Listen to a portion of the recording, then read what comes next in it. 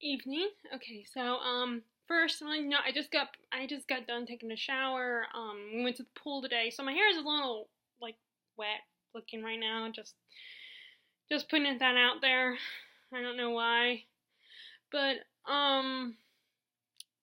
okay. So I am an impulsive person, and I also when I come up with an idea for something.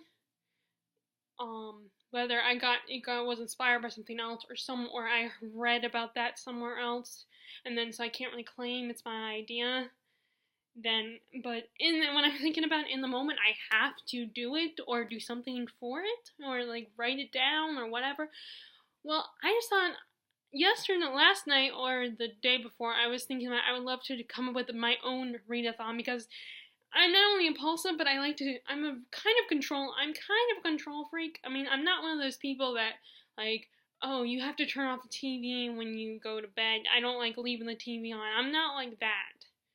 I mean, who knows though, because I mean, I'm never. Well, actually, no, I know I'm not because it would bother me and I would worry that leaving the TV on all night would waste the banner electricity or whatever. But I do get a little anal. Like I like to organize my bookshelf a certain way, or my shelf of DVDs, and I like to make my bed a certain way, and I have routines and all that stuff. So yeah, I'm basically kind of a control freak. Like that's why I like writing fan fiction over role play because in role play, it's you relying on someone else or more than someone else, and then you have to wait on them, and you have to be in sync with them when you're role playing. But with fanfiction, you have complete control of the characters, unless you write with a partner, like you have a beta or someone that you just write with, not necessarily a beta, but a writing partner. But either way, fanfiction, you have more control, so I like controlling things. So I wanted to come up with my own readathon, but I didn't know if I would be able to because, well, there's so many already in existence out there that people have made that I don't know if the one I'm thinking, the ideas I have are they already already in existence? But I was thinking either a readathon based on books based on the letters of the alphabet, whether it's the title or the author's name, starting with the letters in the alphabet, or a readathon where you're reading the letters that make up the letters in your name, which that idea did come from somewhere. That part of the idea actually came from in some of my book related groups on Facebook. There's a meme where they basically, on there you have to type books that start with each letter in your name. You have to like come up with book titles and type out your name. That's kind of where that came from. And I thought that could potentially be easier because that one, if you went by the whole trying to find a book that matched each letter in the alphabet, first of all, that might be hard anyway because there's very few Z books starting with the letter Z.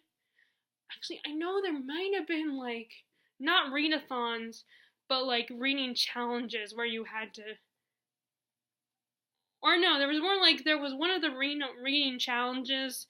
I remember that I think you had to find a book that started with the letter Z.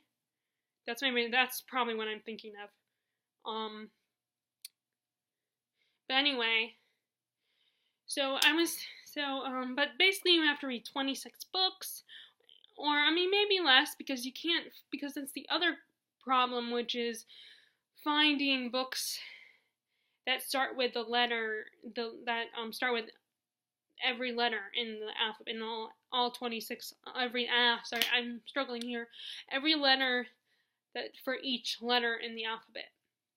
But it is something that I thought would be it would be fun, and it would kind of also help me come up with TBRs because sometimes I don't stick with. I know that's not necessarily a bad thing. I mean, some people just can't stick with TBRs, but I want to try to stick with TBRs because a lot of times there are books that I will go to that I will always go to. Like if it's a fantasy read and if it's a YA type fantasy, then I will always read those and I will skip everything else. It's not that I don't like the books I buy. It's just it's sometimes easier to go to my number one genre, which is fantasy, and then the YA doesn't take as long for me to read as, those books like the Game of Thrones series, or Song, Ice and Fire series. I remember one time I got corrected for that. Someone, was all like, no, it's called A Song of Ice and Fire. This series is not actually a Game of Thrones. So I always try to correct and always say, when I'm referring to the books, I always say A Song of Ice and Fire, but if I'm watching the TV show, referring to the TV show, then I'll say Game of Thrones.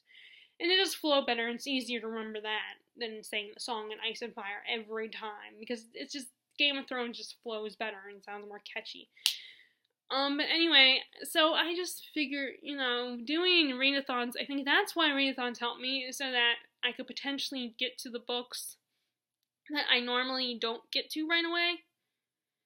But anyway, if you guys think I know I don't have a lot of people yet watching me, but those of you that view my videos and watch me and subscribe to me, if you do read-a-thons, tell me what you think of that idea, and if you think it would be a good idea for read-a-thon, or just let me know if there are read-a-thons in existence that follow that criteria.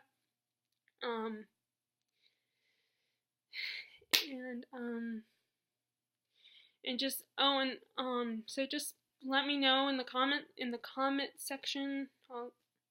Right, I'm gonna go now, and thank you for listening.